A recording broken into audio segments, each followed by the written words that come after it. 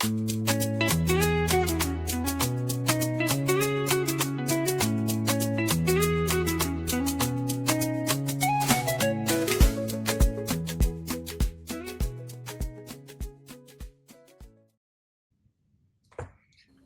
evening and welcome to Different Perspectives. I'm Paul Ndiho coming to you live from Washington.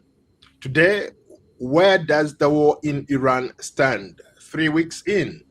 What started as a targeted airstrike campaign by the United States and Israel has now expanded into a regional conflict with missiles, drones, and naval pressure across the Middle East.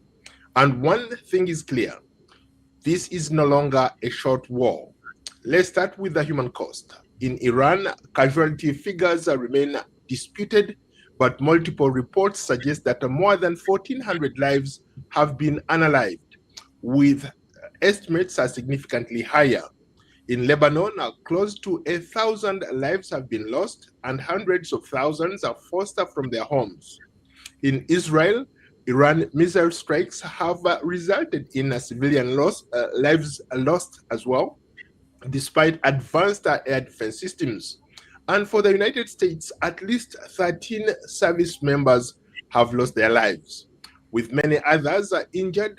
So on all sides, at least we've seen some casualties. The human cost continues to grow. Militarily, the United States and Israel still hold an advantage in the air.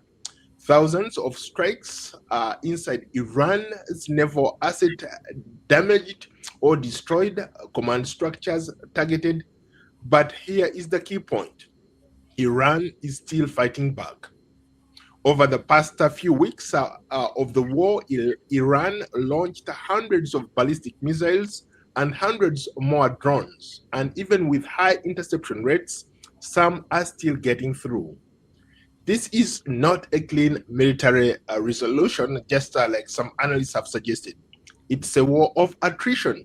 This is also no longer just about Iran and Israel.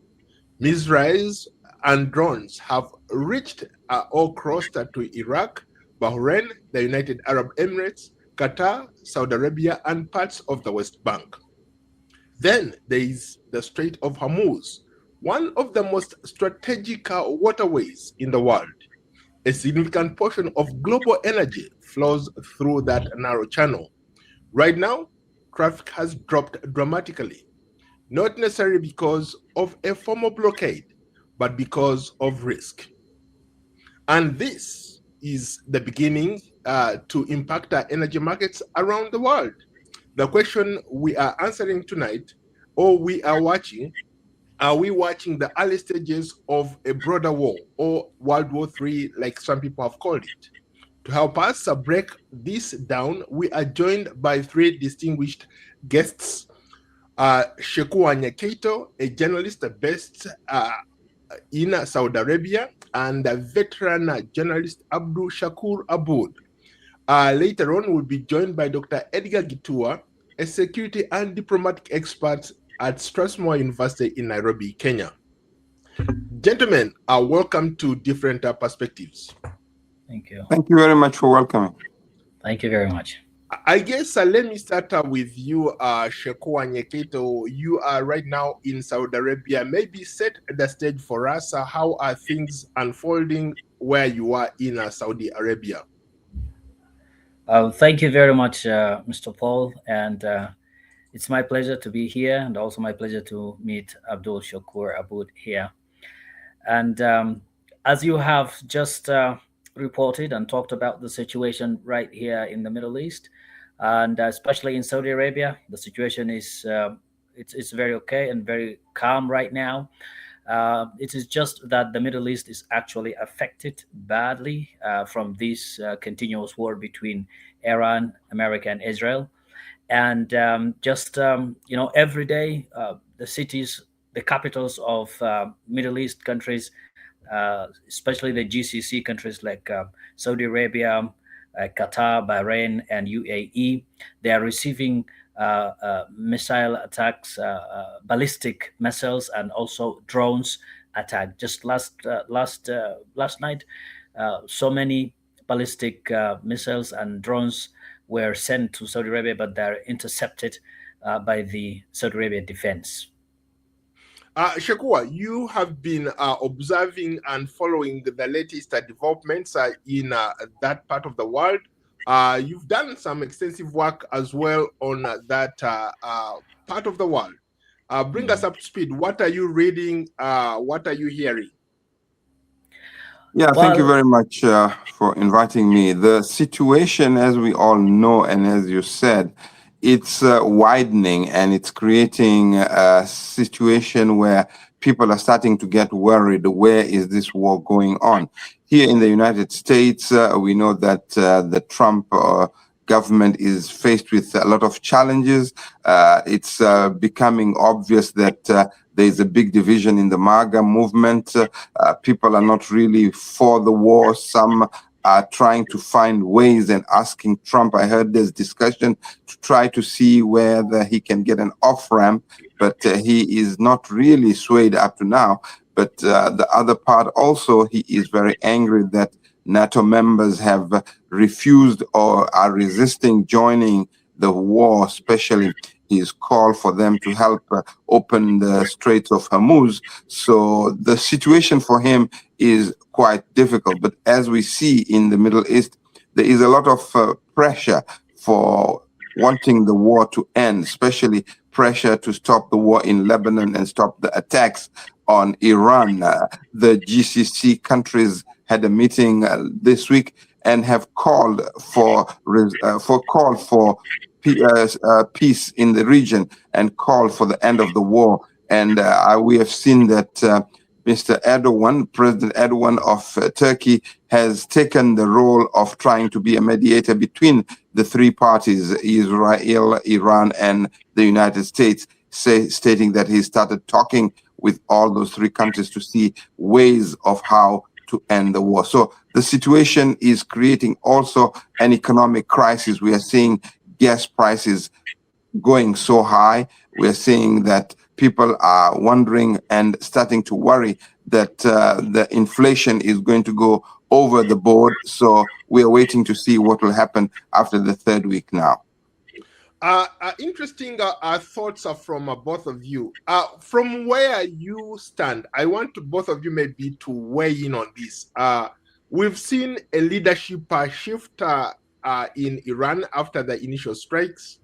How stable is the current leadership under these levels of pressure?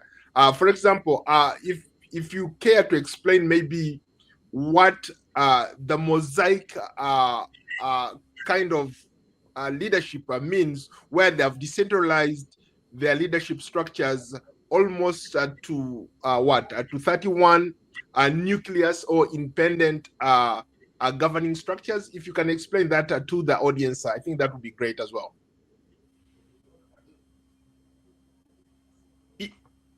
Yeah.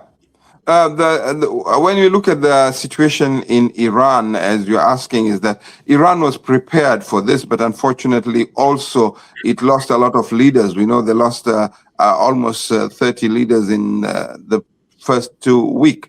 But the structure is very difficult to understand because they have different layers of leadership, as we understand, and they were prepared. We see that as soon as the first group of leaders were killed, they already have announced new leaders to take over. So the structure of Iran looks like they were prepared. They've been preparing this for almost 30 years. They know that one day it's going to happen. Israel was going to attack. So the thing is that they have been preparing, and it looks like the leadership is still going on, although it's not very clear who is still in the leadership. We know the son of Khamenei, Khattab, is not been seen in public since he was nominated, but we see other leaders, the Minister of Foreign Affairs, who was out of the country when the war started, talks a lot to the media. We have seen the president moving around. So still it's not clear, because it's a war going on, who is running the place. But it looks like their structure is still intact. Shekua, from a humanitarian perspective, what are you seeing on the ground in terms of how this war is impacting the civilians, especially where you are in Saudi Arabia. Are people scared even to get out of their houses to go up and about their business? Yes, the life is very normal, like I said before, and it is just that when we look at the number of casualties in the entire Gulf countries, it's between 20 to 25 deaths, and about 220 or 250 are the injuries. But in Saudi Arabia, there is not much casualties right now, and because only sometimes when the missiles are intercepted, so there are some part of it falls here and there will be an alarm before the missile attack, and after it's intercepted again the alarm will be removed, and then they tell you that now the danger is removed and there is no any problem.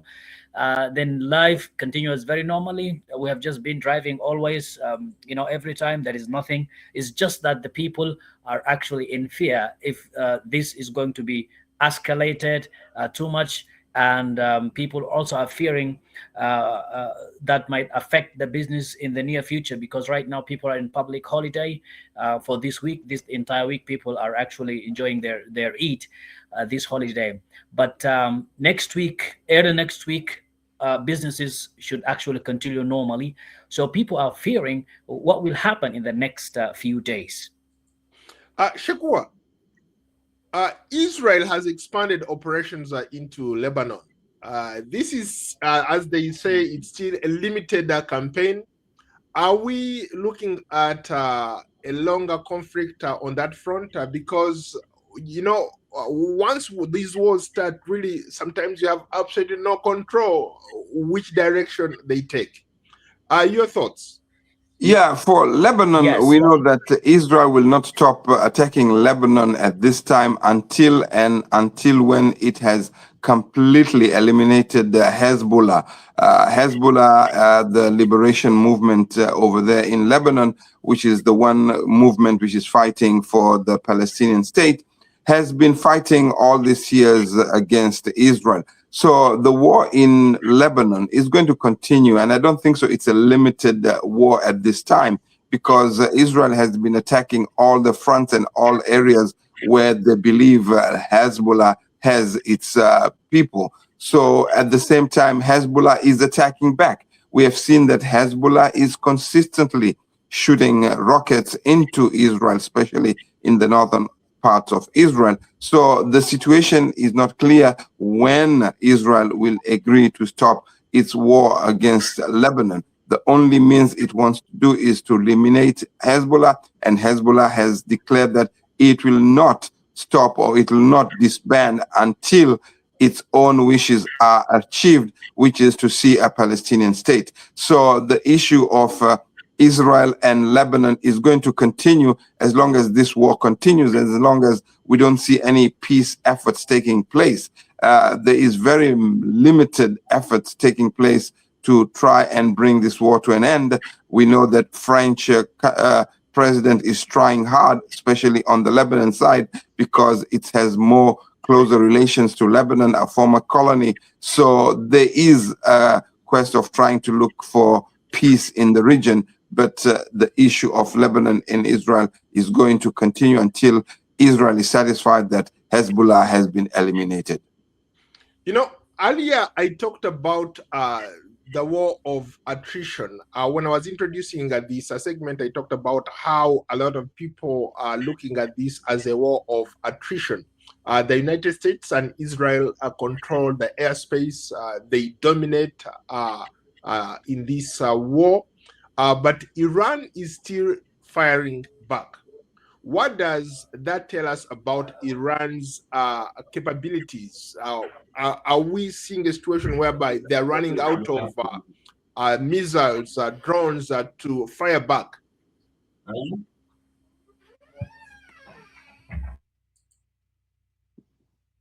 Any one of you can take it on. Oh yeah, Iran looks like it's firing back because it's as I said, planned these things for a long time. We're seeing that it's still firing strategic missiles and drones. We know that Iran has been very special in making drones. Iran's drones have been used in the war between Russia and Ukraine. So it has a lot of drones and missiles. But as experts are saying, the number of drones and missiles being fired from Iran has reduced drastically, but that doesn't mean that it has been running out of ammunition. The thing is that the areas for firing the rockets and firing the missiles have been destroyed by Israel and America. And as we know, President Trump has said that they have completely finished the capability of Iran making nuclear bombs and making missiles. So we don't know what is happening, but we have seen also that Iran has been firing its missiles from underground. So Iran is well prepared for this. It has enough. It's not sure how much it has, because even we are talking about Israel talking about talking about having its ammunition stock has gone down. So this war is going to cost a lot in ammunition for both parties, but we are not sure when and how it's going to finish. Shakur, since you're in Saudi Arabia, there have been reports of some of these air defense systems are not working properly. From where you stand in the region, have you seen any evidence to suggest that some of these air defense systems that were in place to protect people from these ballistic missiles, these drones, are not working in some of these countries in the Middle East? Actually, from my point of view, as I am here, I think the air defense is working properly. Maybe I am not a military expert. I can't suggest something in such, but when you hear a news that Saudi Arabia air defense intercepted 17 missiles, rockets, and drones that are not actually falling effectively, and they did not reach their target, sometimes only two or three, and they always they disturb them to fall away from from the populated areas. So I can say, according to me, as a normal person and ordinarily, see that the air defense is working. And if you see in UAE, the air defense every day reporting they intercept more than 8, more than 10, more than 15. And I talk to my people right there in Dubai. They're telling me there will be an alarm. The alarm will be even before the missiles arrive into the space. And after a few minutes, then they tell them the same thing. Now the missiles are intercepted and the situation is okay. So as we see right now, up to now, it is actually defending and working very properly, unless it is something that, or someone who talks from a military point of view. Interesting perspective there, because there have been a lot of media reports suggesting that some of these air defense systems are not working in these countries. So I'm happy to hear that from your vantage point where you are in Saudi, at least you've seen evidence to suggest that these air defense systems are working. How about how ordinary people, going about their business? Are people afraid to even get out of their houses? What do you see on the streets out there? Now, the streets are full of people. The businesses are opening, unless the business is in a place where the attack was there. For example, if it is nearby the airport, like Dubai airport, or nearby, let me say, the oil place such as Aramco, the places where there are no people in there. There are no businesses usually. So the businesses are very open, very okay. The streets are full of people. It is just that because nowadays it's a holiday, so any business is not opening right now. It's just that because of this holiday, and there is no even announcement from the government like there is a emergency or there is anything, and people are not only when there is an attack. Sometimes in Doha, the Qatar government tells people there will be a danger in few minutes, and people have to stick into inside their houses, do not go out, or remain protected until the danger is removed. And after a while, like I said before, they announced that. And you can also see from the social media, people who are posting lives, they are streaming live from the streets, driving on the streets, and life is continuously going normally. Abdul Shakur Aboud, earlier you talked about how Iran has been preparing for a long time. Iran has done this for a long time. Maybe from where you stand, Shakur, can you tell us why do you think that we are seeing missiles and drones across multiple countries? How close are we to a wider escalation? Well, escalation, I think, has reached a point where we can say it's a regional conflict, as you said earlier. Iran has said and has repeatedly said that once it is attacked, it's going to attack all American and Israeli interests in the Middle East. And we know that America has invested enormously in all the Gulf states and Arab countries. And so Iran feels that it is its right to attack the nearest target it can reach in America, and that is its interest. And specifically, we know that Iran is targeting oil and targeting military installations, American military installations in the neighboring countries. And that's why it's spreading the war. It's saying that it's its legitimate right to protect itself. And it's attacking all the oil installations we have seen, the refineries in Qatar, in Bahrain, in Iraq, in Saudi Arabia. And this is what is creating an economic crisis right now. Inflation is going high, and we're seeing gas prices and energy prices increasing every single day. So the reason why Iran is attacking these areas is a reason that it feels that it's the nearest place it can go, and it can create havoc in that whole region. And it's aiming specifically at the energy, because it understands very well energy will send the message to the world that this war is expanding and something has to be done. So I think that's the reason why. But at the same time, when you had asked earlier, is that this also is an information fighting or information conflict. We are seeing a lot of information talking about attacks at different places, but all that is reported to be some as false news, because everybody is trying to be on the news. Everybody is trying to get information out there. So it's also become an information war. So it's expanding in a way that people have to be very careful on what they see or what they read, because some of this false news and some are AI challenges is coming up, and it's creating a false narrative that the situation is very bad, while sometimes there is no real attack at different places, according to what we see in some of the media. Interesting. Let me welcome our special guest, Dr. Edgar Gitua, a security and diplomatic expert at Strathmore University in Nairobi, Kenya. Dr. Gitua, welcome to the program.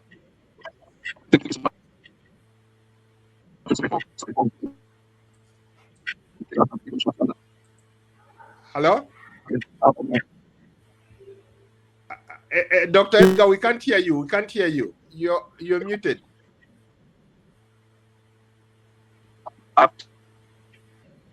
Hello, Dr. Edgar? You are muted. We can't hear you. Dr. Gitua, can you hear me? Okay, you are muted. I cannot hear what you're saying.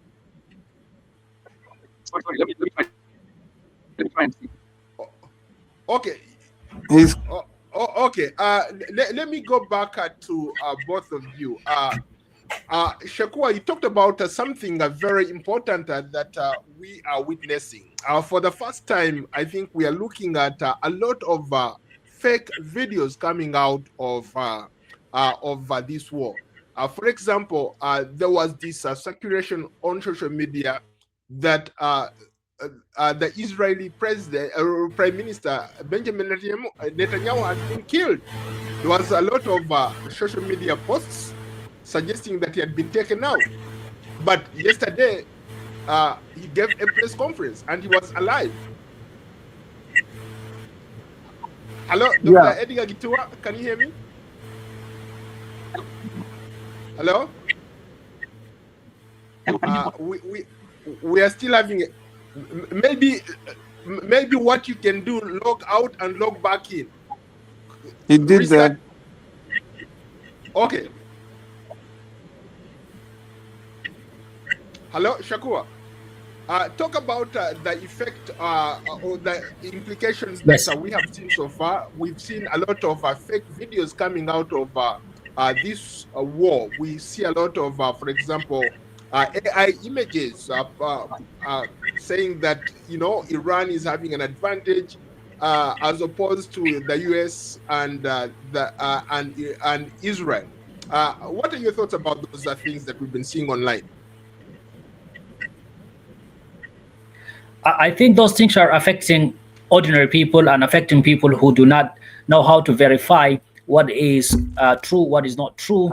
And there are so many people. By the way, I have even seen some videos that suggested that is an attack right now, and those videos are from the previous attack, and maybe even some of them out of the region in some places. So because the vast majority of ordinary people do not know how to verify, do not know what is correct, what is not correct. But for example, in Saudi Arabia, the government has released an app called Tawakkal. This app, you can actually report if you have seen anything actual. You can report on that. You can even send documents. That has actually helped the people to verify what is true, what is not true, and also the government announced that you don't have to take picture everywhere and just post some fake news. There will be a very big punishment for that, especially in UAE.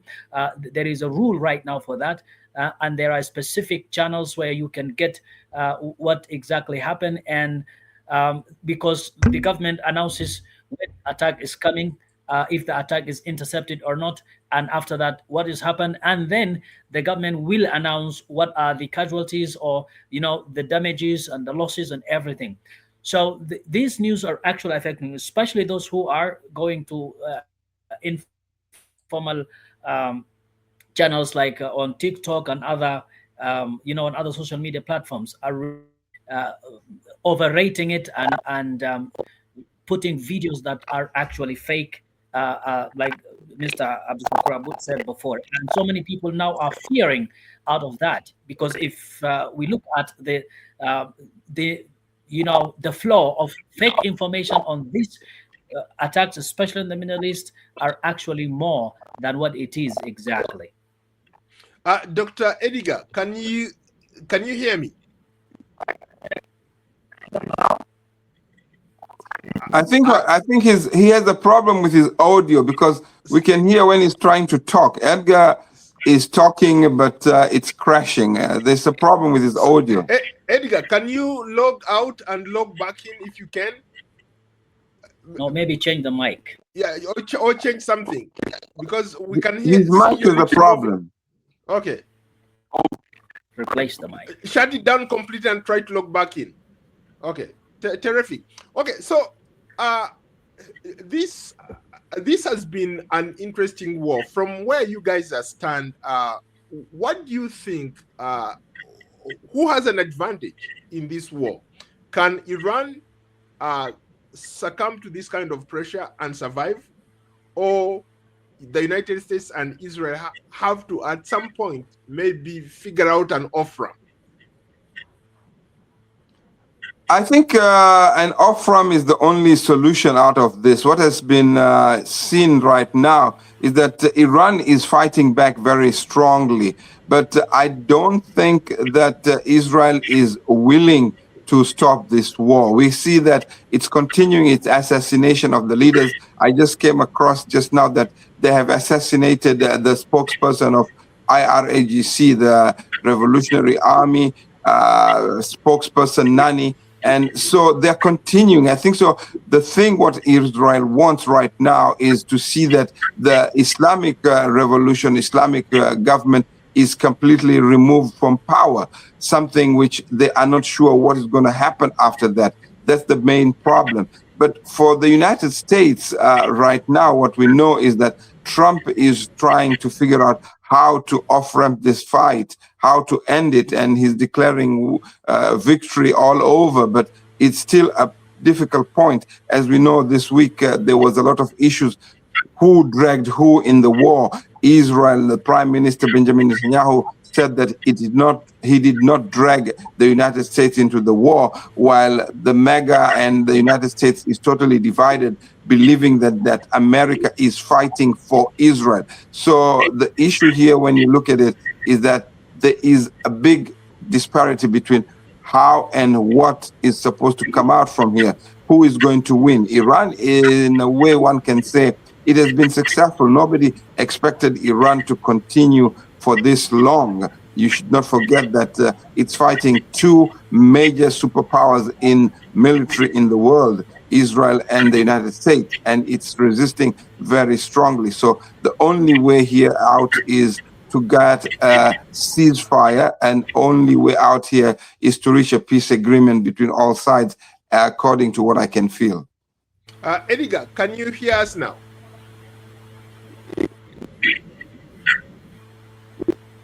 Hello? Something is wrong with your audio today for some reason. I don't know what it is. Try to use your phone or something. Edgar. Yeah, let me try my phone. Oh, yes, he's okay. on. He's on now. You're on. We are All right, on. We can hear you. It's okay now. Edgar. Hello? You can hear me now? Yes. Perfect. Hello, Okay, so, can you hear me now? Yes, we can hear you. Okay, so Edgar, let me welcome Edgar. Edgar Gitu is a diplomatic and security expert at Strathmore University in Nairobi, Kenya. Welcome, and sorry about the technical challenges that you are experiencing. Yeah, sorry so much. Sorry for that, and I'm glad to be part of your show. Thank you so much. Very good. So we're talking about, maybe let's first come to you since you're just joining us. Give us your assessment. We are 3 weeks into the war between Iran, United States, and Israel. So much has happened. You have written extensively about this region. You have covered this region so well. How are things looking from your point of view?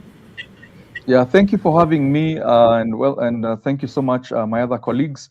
So from my assessment, number one, and I know this is contested out there, this war was inevitable, in my view, simply because of Iran's ambition to dominate the Middle East geopolitically, and to dominate the Middle East in terms of being the premier nation in the region. Remember, Iranians are Persians, they are not Arabs. And the Persians believe their culture is more superior to the Arabs. And that's why Saudi Arabia, UAE, and other countries in the Middle East would not be comfortable with having a very powerful and dominant Iran. Now, the other aspect of Iran pursuing nuclear weapons, administered a lot of sanctions, warnings from the West, that was always going to be another trigger. It was always going to be a trigger, and I think last year in June, that was the warning sign. The world should have realized that if Iran did not de-escalate, if Iran did not, to an extent, in my perspective, give the West and what it wanted in terms of assurances that there would be no pursuit of nuclear weapons, this was going to happen. So for me, this war did not get me off guard. It was bound to happen. I was probably a little bit surprised because it took place or continued during the holy month of Ramadan. So I really felt maybe to an extent I don't want to dictate to any country when it's the best time to fight, but I thought during the month of Ramadan, that was a very sensitive time to conduct the war. But largely speaking, 2 weeks ago, I had a meeting with the Israeli ambassador here in Kenya. I was part of a small team he made a presentation to on what is happening and what Israel wants to pursue. And there was one message that was very clear. Israel will not stop this fight until they are satisfied that the regime in power in Iran has fully accepted it will not pursue nuclear weapons. So for me, my assessment and based on my research, unless the West, the conceptual West, including Israel, get the assurance that the regime in Iran will not pursue nuclear weapons, this war is far from ending. And having said that, I came in when my colleagues were talking about the escalation of Iran trying to fight the other Gulf states. I think this is classic geostrategy, and it is a way of Iran trying to draw in the Arab neighbors, the other Arab nations into this conflict by making it a wider regional conflict, because the US gives guarantees to these other countries. So it is Iran's way of trying to force these Gulf countries to tell the US, let us de-escalate, let us stop the war, because we are hurting economically. They are bombing our, they are bombing our oil facilities, they are bombing our infrastructure. So it's a dirty underhand tactic by Iran in trying to get the US to back off and Israel to back off this war. But from all indications and what we have seen, I think we have a president in the White House who has shown that he is willing to go the extra mile, regardless of the consequences. And if what we are reading in military news is that the US is actually increasing its military presence in the region, in the Strait of Hormuz, we are digging in for a conflict that is going to probably hurt the region and the rest of the world in the foreseeable future. So to quickly summarize what I'm saying, what does the US and Israel want? Regime change. Number one, regime change. Unless there is evident regime change, there's going to be a lot of military pressure on Iran. You can see all the military leaders who have died, Larjani, Mokhtaba, Khamenei. We are not sure the status of his health and where he is, whether he's in Russia or not, as we keep on reading. Other military generals are being picked off every day. So I think this is it's not only a physical military war, it's also a psychological war. The message being pushed out there is that whoever takes up the reins of leadership and power in Iran, you had better be willing to have a different ideology from the regime that is being fought. So in my view, I know we want peace and we want a ceasefire, but let me be the prophet of doom today and say, I do not see peace until the Iranian regime gives certain guarantees. And I do not know whether they are willing to give us certain guarantees without losing face. Yeah, thank you. And that's what I'd probably have to say for now. Let me do a quick follow-up. You just brought up some interesting angles to this conversation. One, you talked about the issue of nuclear supremacy. Israel and the United States have absolutely, under no circumstances, said they are not going to allow that to happen. You also brought in the issue of regime change. But earlier, I think we were talking about how the Iranians developed some kind of a mosaic kind of leadership structure that is so decentralized that even if you take out the leader, every leader that you take out, they have like so many other leaders coming below that person. So could we see maybe this escalating into something that, or going even longer beyond what we have seen so far? Because so far, they decapitated the entire leadership structure, but the regime has refused to fall. We still see these people fighting back. Your thoughts? Yeah, thank you. That's a very good question and a very good observation. It is not easy to dismantle a regime that has, from 1979, created structures and had such a heavy grip on power. However, even without really instituting regime change, in the sense that, for example, at the worst case, let's say best case scenario for the West is Mohammed Riza's son, the current Riza, who they're talking about being brought back and embraced in Iran. And I don't see that happening very easily. But we could have some moderates within the Iranian regime, even if they are within the Ayatollahs, even if they're within the ruling class, the mullahs, the IRGC, within the security structure. It is very possible for the current regime, out of survival, to decide, you know what, for the sake of our regime surviving and without opening a door for us to get kicked out of power, we could adopt more moderate views. We could negotiate. With the West and Israel and give them favorable terms. And I can assure you, right now, the biggest thing is that the nuclear guarantees. Iran right now, from research and from what I've been reading and trying to follow up, is that they already have around 400 kilos of enriched uranium, up to 60%. That means it is a few steps. When you have 90% enriched uranium, you can create the nuclear bomb you're looking for. If the Iranian regime right now, I'm giving them free advice, they could give up these 400 kilos of 60% enriched uranium as a first step. Number two, de-escalate and promise not to shoot any more missiles towards any other Gulf countries. Have a moderate leader in power. And I don't want to dictate what moderate means. I have a feeling we could have a step in the right direction in de-escalation of this conflict. The problem, Paul, and to my other guests on the show, the problem right now is that we have a hardline Israel, a hardline America that has one key demand. We want full guarantees and assurances that Iran will not pursue its nuclear ambition. And now they have added another demand, a stop to this ballistic missile development, because Iran is very advanced in terms of ballistic missile development and drone development. So some of those demands where it becomes tricky because it's almost like you're taking over the sovereignty of another country. So it's a very delicate balancing act. What can Iran give without losing its sovereignty, without appearing like it is a puppet of the West? And what can the West agree to live with without fully de-emasculating the Iranian regime and making Iran feel like, it is not a state, a sovereign state anymore? So it's a very delicate balancing act, Paul. But at least on the table, the biggest ask from the West will be, give up your nuclear weapon development program. We want a total dismantle. We want you to totally dismantle it. I think that for me will buy Iran peace. It will bring about peace in the region. It is to what extent Iran is willing to bear this cost.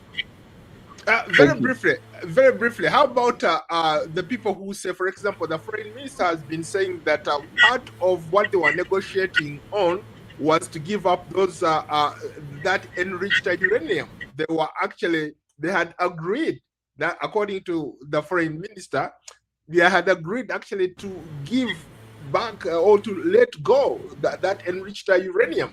How would you respond to that? All right, I do not want to, I know other people have different views, but this is what I will tell them. It is very easy to prove whether what that foreign minister is saying is correct or not.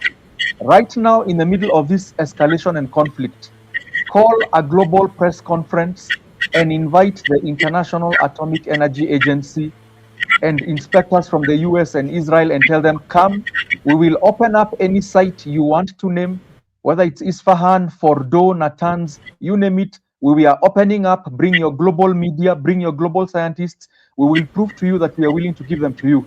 If Iran is willing to do that, the onus will shift to the US and Israel. If Iran does that publicly and with clean and open hands, then the Israel and the US will be asked tough questions by the rest of the world. Why are you still escalating the conflict? But Iran, in the past, from my research, has negotiated, has invited the atomic agency to come in and inspect. But they will only show you what they feel they want to show you. Then they hide other sites. So Iran's problem currently has been the duplicity. It's mistrust. The other countries of the world do not trust Iran. Israel and the US do not trust Iran because Iran has cheated in the past in terms of what it wants to show, the inspectors where they are told. Sometimes there is no cooperation. So we are at this point because of deception, past and previous deception. That's why I believe even as the negotiations were going on, by Bahrain, and Oman and Qatar, I think the West did not trust what Iran was saying. The West did not trust what Iran was saying, and that's why we are where we are. But we can change that narrative. Open up your nuclear sites, open your hands, invite the International Atomic Energy Agency, invite other neutral bodies to come and guarantee that you have given up, and you've given up all these things. Then if the US and Israel escalate this conflict, then they will be told you are doing this in bad faith. But until we get to that point where we can build mutual trust, we will keep on having these issues between Iran and the conceptual West.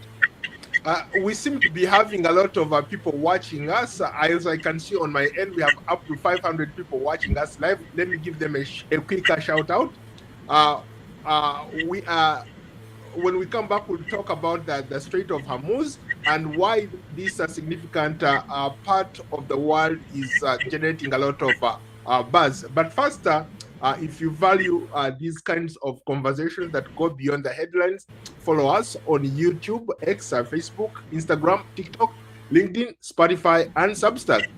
Just search for Paul Ndiho or different perspectives. And of course, if you value independent journalism like this, scan the QR code or use the links in the descriptions below to support different perspectives. You can donate using your Visa, your MasterCard, your PayPal, Cash App, or Zelle to support this kind of work and these kinds of conversations. Today, we are talking about one of the biggest topics that the world is witnessing, the war in Iran between the United States, Israel, and Iran. And my guests are Dr. Edgar Gitua, a diplomatic and security expert based in Nairobi, Kenya. Shekua Nyekeito, a journalist and activist based in Saudi Arabia.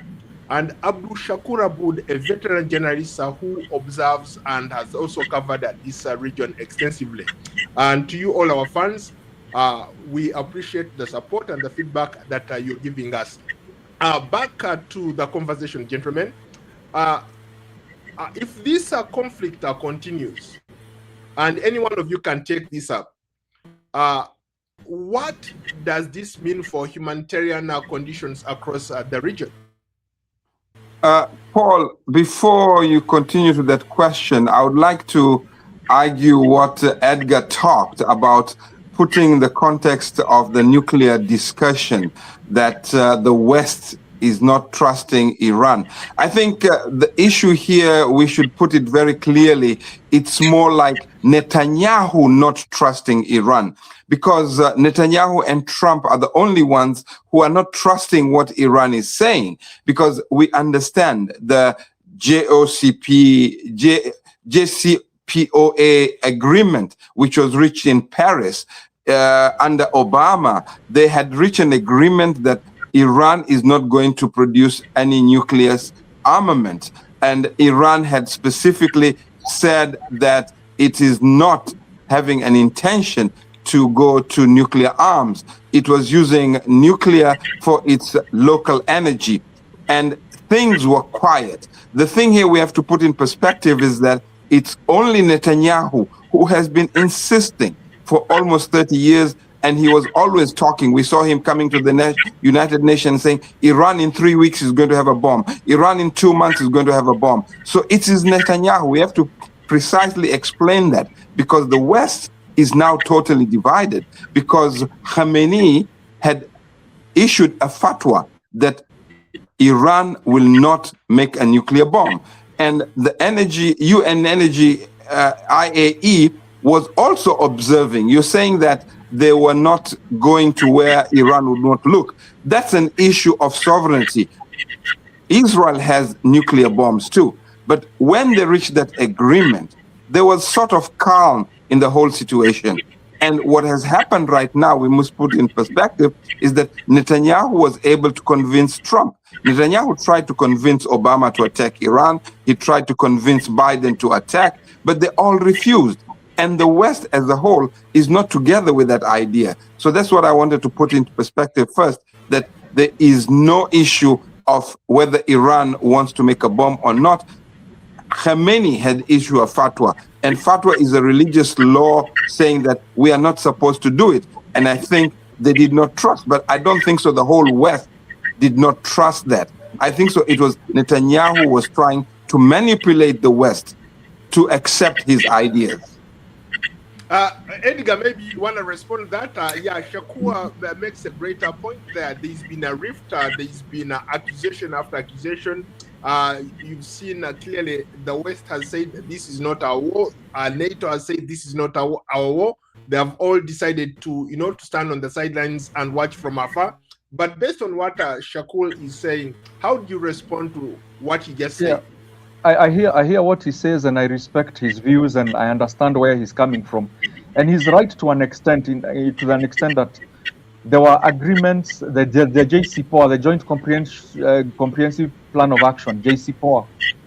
But the problem with JCPOA as an agreement, and where Israel, and I'm not holding brief for them, but I want you to understand where they had misgivings with that agreement, was because that agreement, the JCPOA agreement, were telling Iranians to halt nuclear enrichment production for a number of years.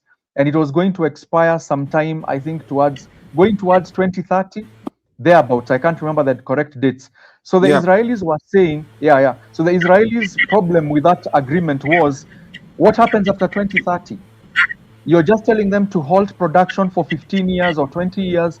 And then in 2030, because they already have the knowledge, the scientists are in place, they will pick up from where they stopped. So I think for the Israelis and for Israel as a nation state, there are misgivings with the JCPOA. JCPOA was that it was not a permanent agreement. It was a temporal solution. It's like putting a band-aid on a wound.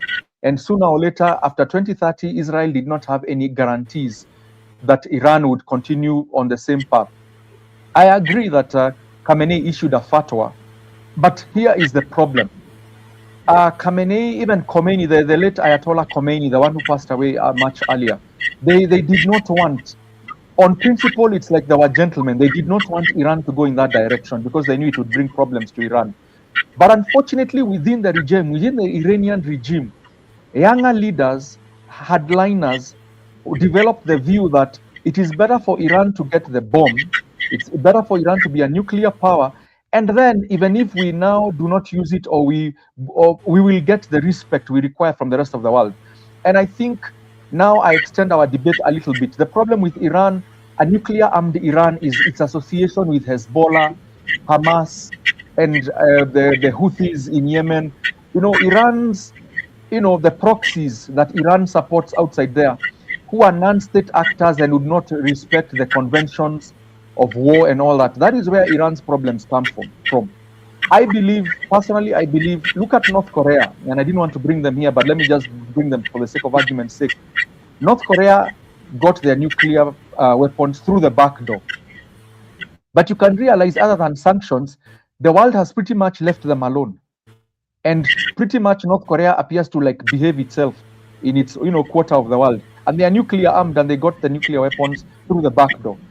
So for Iran, it's its association with Hamas, Hezbollah, the Houthis, and all these other non-state actor groups that creates the fear outside there, warranted or not, creates the uncertainty of, we cannot trust you. If you ever develop and get this bomb, we cannot trust what you will do with it. And I know that is contested, it's debatable outside there, but these are some of the things in geopolitics and global politics that define how nation states look at you. They either view you as a good state or a rogue state, depending on who you're associating with or what you're doing out there with your military power. And so Iran finds itself in this very tricky quagmire, where the fact that it supports the Houthi rebels, it supports Hamas, Hezbollah, and these are enemies of countries like Israel, then we get all the problems that we are seeing right now.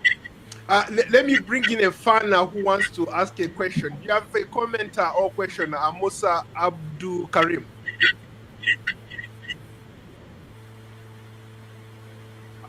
Musa Abdul Karim, do you have a question or comment?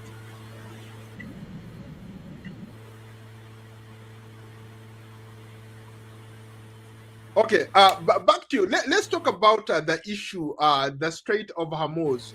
Everybody is on edge. The world is on edge, looking at what could potentially happen in that corridor.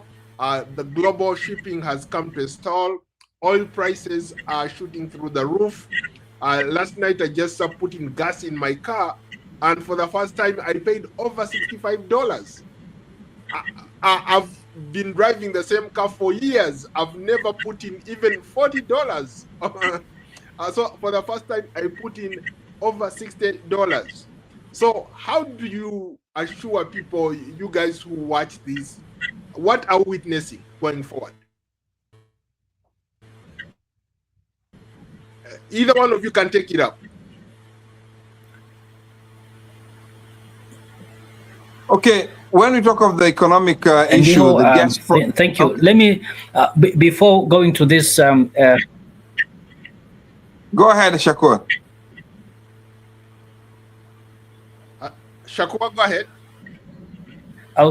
Thank you, Abud.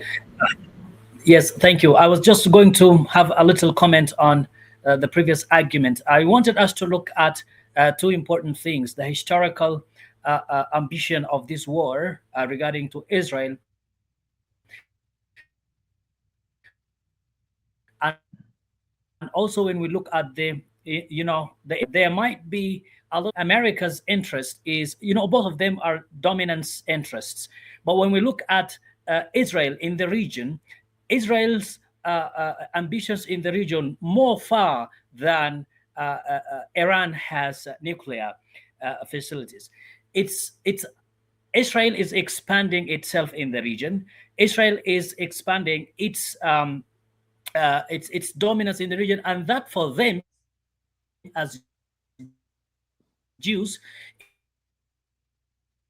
it seems like a religious belief. It seems like, and that actually brings fear of the region. If you can see right now, simultaneously, the war is in Iran, at the same time is in Lebanon. Iraq is also attacked here and there. Syria is also Syria as well, and maybe Jordan and the other regions. So the region in the Middle East right now, especially the Arab countries, there is a fear that Israel is expanding. For example, I'm coming from a country.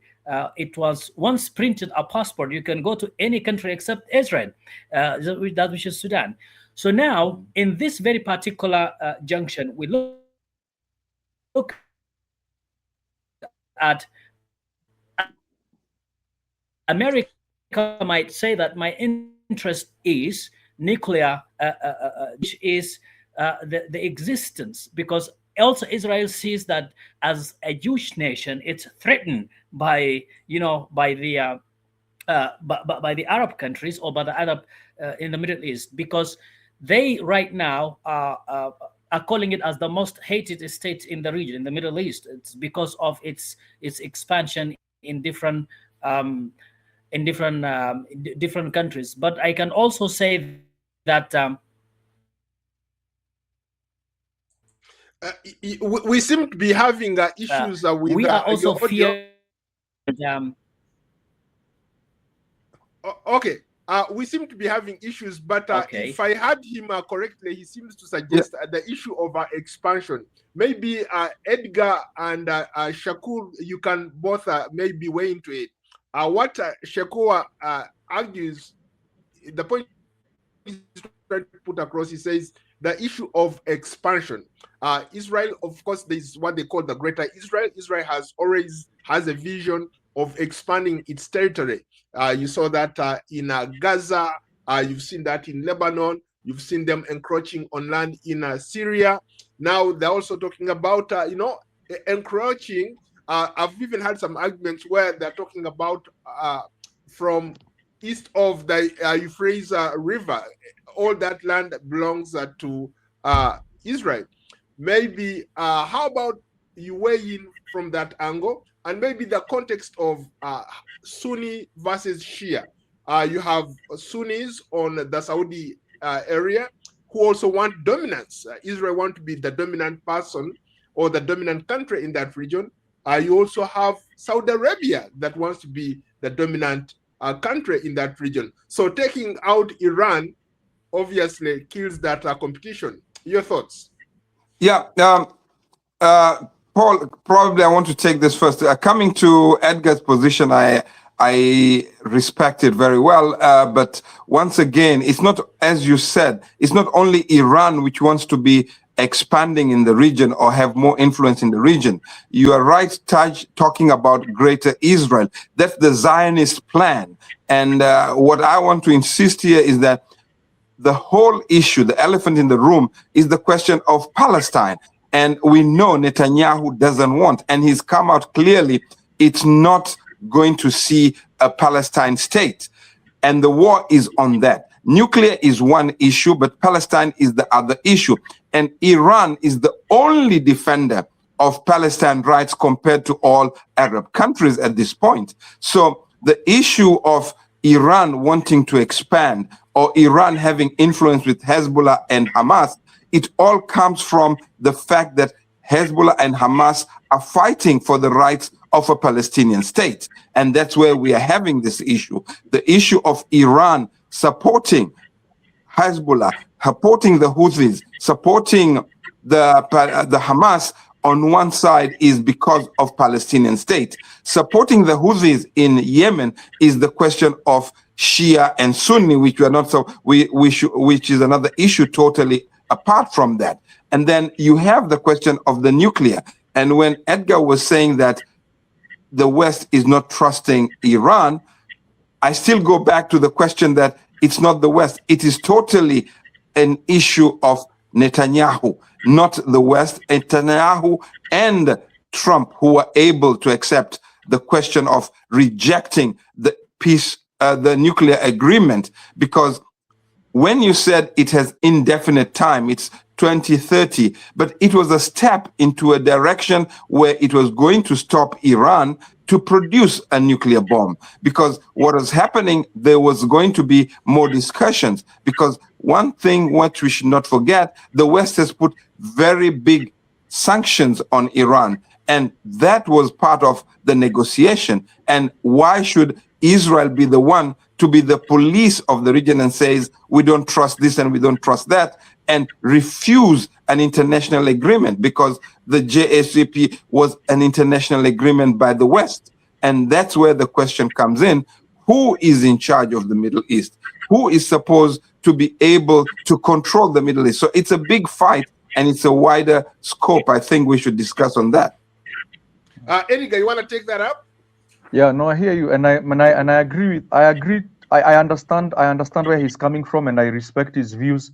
Yeah, I probably look at it a bit differently, but yes, I understand. I like his connection of Israel being Iran's enemy because of the Palestinian issue, and there's I can see the argument, I can see the logic in the argument.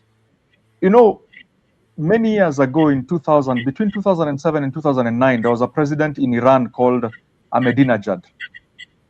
Ahmadinejad at that point was taken out as well.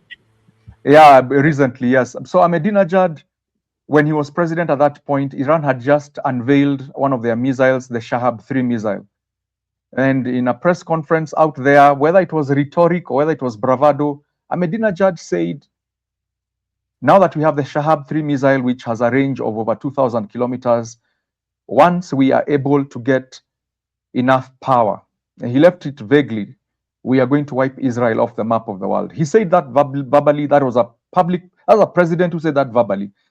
And I think for me, in hindsight, that is where some of these problems go in. When you have such a high-ranking member of the regime, of the government, because in Iran, you don't become president when the Ayatollahs do not agree you become president. You know, yes, granted, we have elections, but you are literally chosen.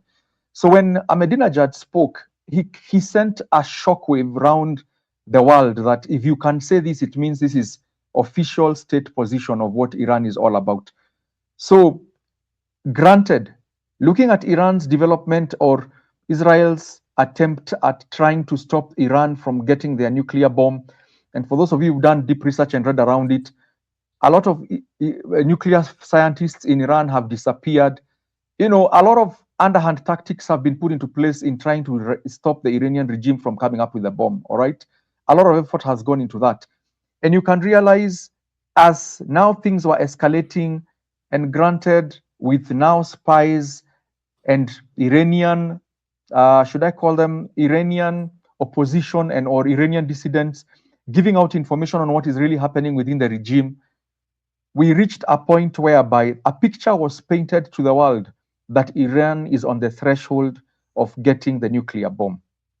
What proof do me and you have seated in this show?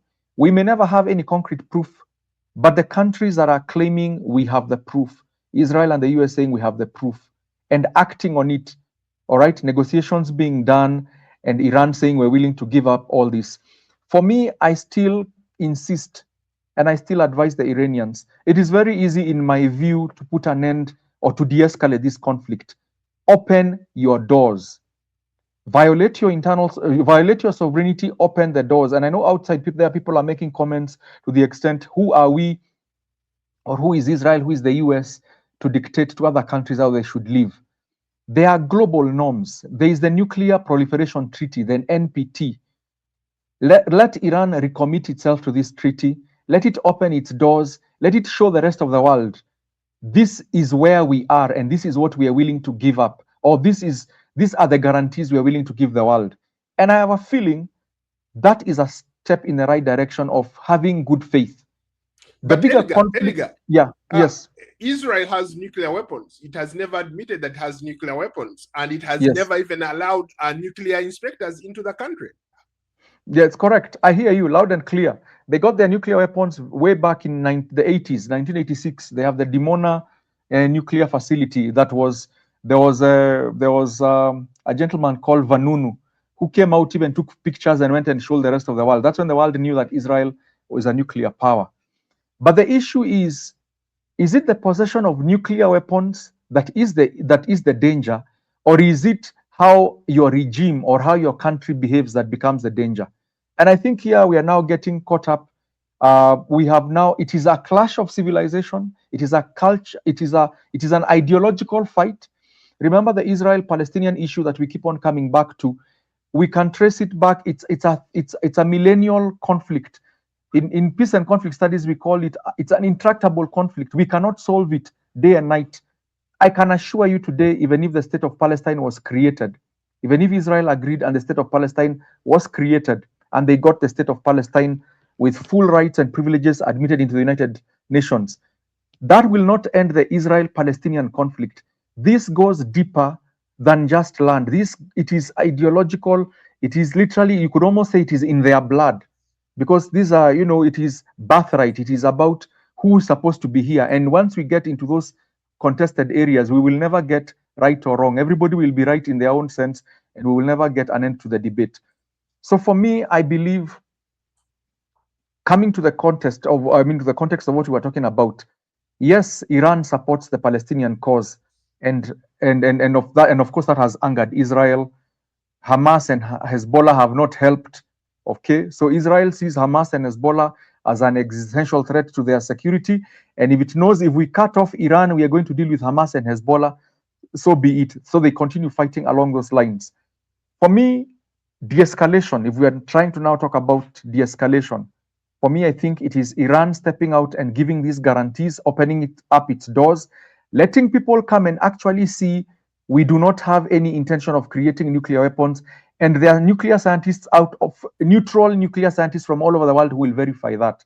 Then at that point, if Iran and the US still continue, then we will know there's a different agenda here. I have heard other people out there talk about the oil in Iran, that this is another quest for controlling Iranian oil. For me, that is neither here nor there, because we can always find out. Time will tell whether that was the end goal. So for me, nuclear weapons, for me, is the trigger to this conflict.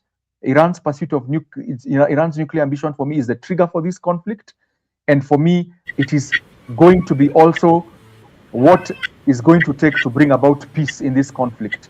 If Iran will prove to the rest of the world that we do not have any such intentions, then all this pressure will be piled on Israel and the US Leave Iran alone. They have proven to us they are not after weapons of mass destruction.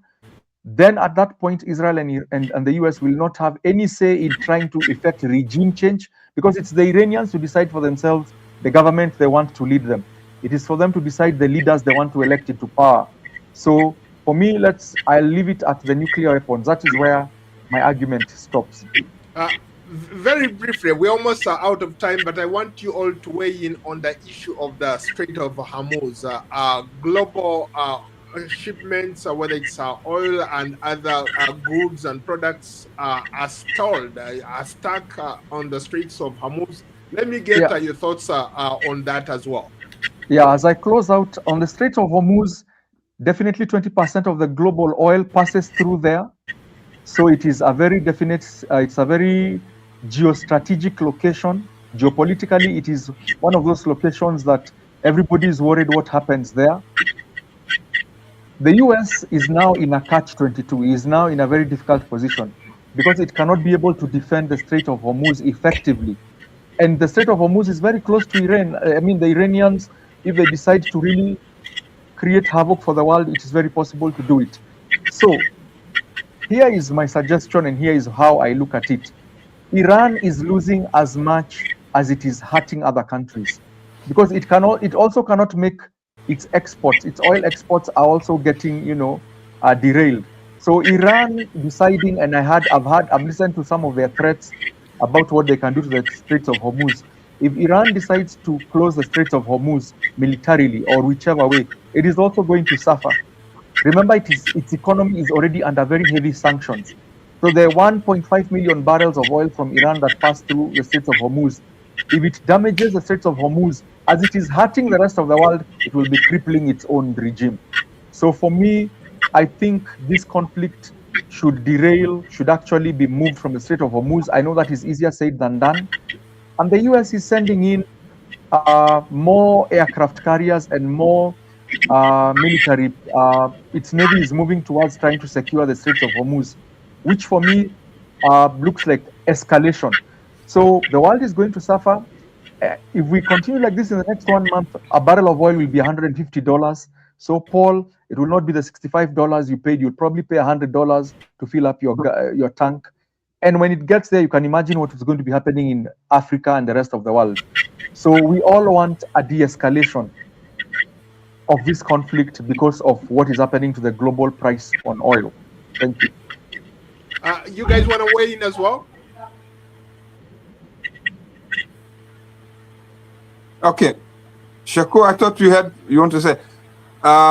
For me, I think it's true. The question of Hormuz is very important in all this, and that's why Trump is suggesting more military around there. But one thing is that Iran is controlling there, and as far as information is coming, yes, it is suffering, but it's allowing its ships to go through. So we will see how it go on. But I agree, de-escalation is the only way to come out of this. But at the end, I wanted to conclude is that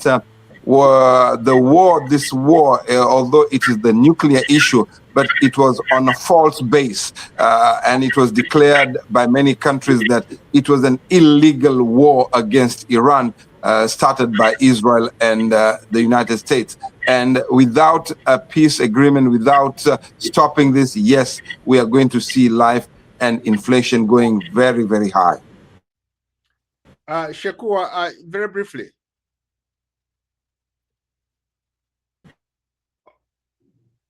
Okay.